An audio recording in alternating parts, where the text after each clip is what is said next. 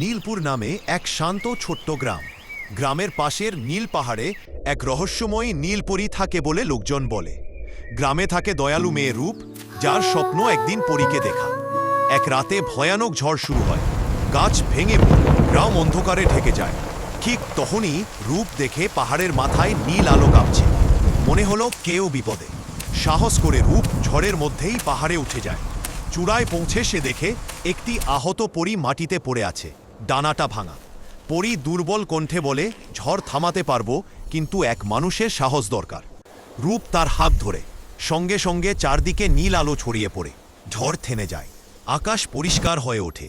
পরী উঠে দাঁড়িয়ে রূপকে একটি ক্ষুদ্র নীল পাথর উপহার দেয় এবং বলে, দয়া আর সাহসী সত্যিকারে জাদু।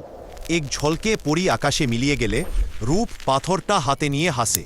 পাথরটা আজও হালকা নীল আলো দেয়।